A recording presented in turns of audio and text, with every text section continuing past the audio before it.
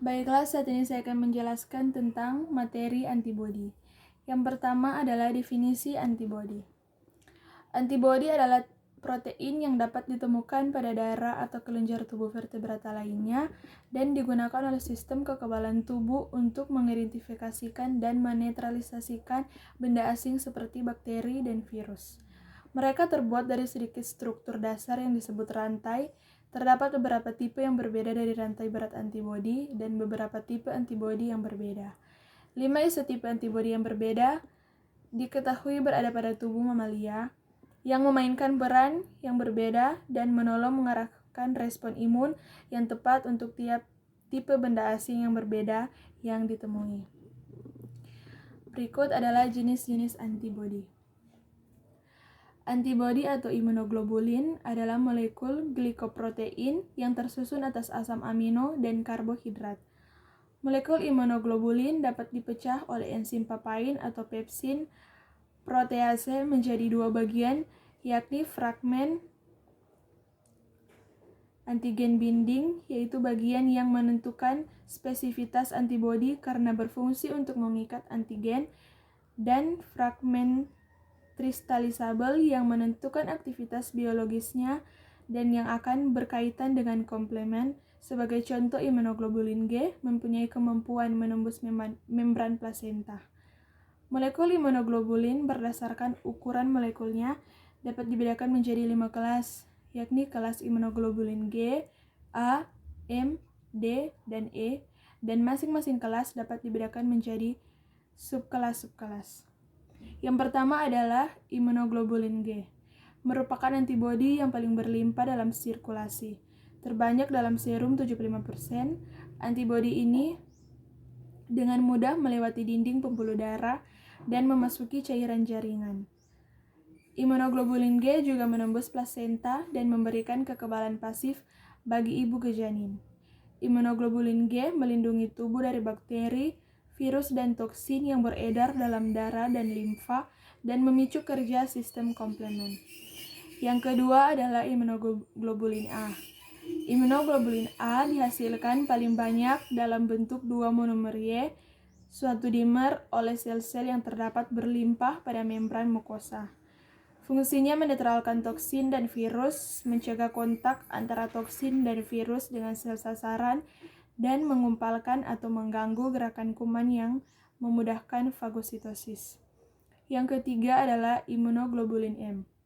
Imunoglobulin M ialah antibodi yang disintesis pertama kali dalam stimulasi antigen. Hal ini diagnostik bermanfaat karena kehadiran imunoglobulin M umumnya mengindikasikan adanya infeksi baru oleh patogen yang menyebabkan pembentukannya. Fungsinya mencegah gerakan mikroorganisme antigen, memudahkan fagositosis dan agglutinosis kuat terhadap antigen. Yang keempat adalah imunoglobulin E. Antibodi imunoglobulin E berukuran sedikit besar dibandingkan dengan molekul imunoglobulin G dan hanya mewakili sebagian kecil dari total antibodi dalam darah. Imunoglobulin E disekresikan oleh sel plasma di kulit, mukosa, serta tonsil. Jika bagian ujung imunoglobulin E terpicu oleh antigen, akan menyebabkan sel melepaskan histamin yang menyebabkan peradangan dan reaksi alergi. Mudah diikat oleh sel mastosit, basofil, dan eosinofil.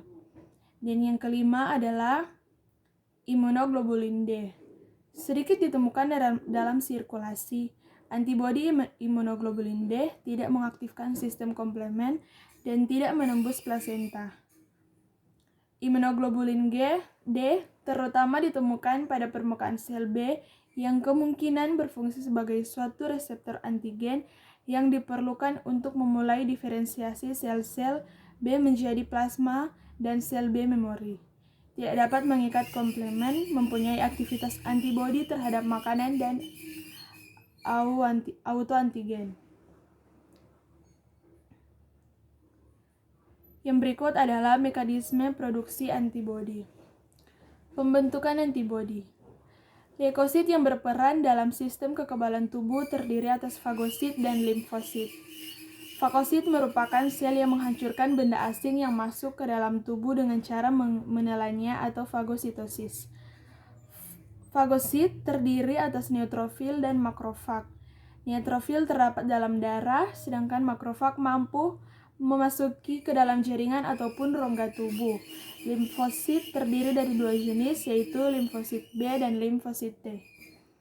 Limfosit B terbentuk dan dimatangkan dalam sumsum tulang atau bone marrow. Sedangkan limfosit T dimatangkan di kelenjar timus. Di kelenjar timus limfosit T juga berdiferensiasi menjadi sel T sitotosik, sel T penolong, sel T supresor, dan sel T memori. Sel T penolong berfungsi mengaktifkan limfosit B dan limfosit T.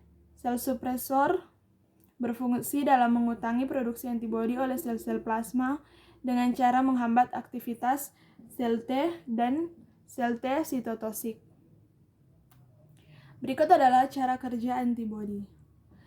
Antibodi merupakan senjata yang tersusun dari protein dan dibentuk untuk melawan sel-sel asing yang masuk ke dalam tubuh manusia. Antibodi menghancurkan bakteri atau virus tertentu yang menyerang sistem pertahanan tubuh manusia. Antibodi mempunyai dua fungsi. Yang pertama, mengikat diri kepada sel-sel musuh yaitu antigen. Dan fungsi yang kedua adalah membusukkan struktur biologi antigen tersebut lalu menghancurkannya. Antibodi bersesuaian dengan antigen secara sempurna seperti anak kunci dengan lubangnya yang dipasang dalam struktur 3 dimensi. Tubuh manusia mampu memproduksi masing-masing antibodi yang cocok untuk hampir setiap manusia yang dihadapinya. Antibodi bukan berjenis tunggal. Membuat antibodi spesifik untuk masing-masing musuh merupakan proses yang luar biasa, dan proses ini dapat terwujud hanya jika sel-sel B mengenal struktur musuhnya dengan baik. Dan di alam ini terdapat jutaan musuh atau antigen. Satu sel B yang sedemikian kecil mempunyai jutaan bit informasi dalam memorinya, dan dengan sadar menggunakannya dalam kombinasi yang tepat. Satu sel B menggandakan antibodi spesifiknya dan mencantolkannya ke permukaan luar membran sel. Antibodi memanjang keluar seperti jarum, areal yang sudah menyesuaikan diri menunggu berkontak dengan sekeping protein tertentu yang bisa mereka kenali. Antibodi tersebut terdiri dari dua rantai ringan dan dua rantai berat asam amino yang bersambungan dalam bentuk Y. Setelah digunakan sampai jutaan, sebagian besar sel B berhenti membela dan menjadi sel plasma. Sebagian sel B lainnya membela dan tak terhingga dan menjadi sel memori. Ketika antibodi mengikatkan diri pada antigen sasarannya, bentuknya berubah. Perubahan bentuk inilah yang membuat antibodi menempel di bagian luar makrofag. Terima kasih.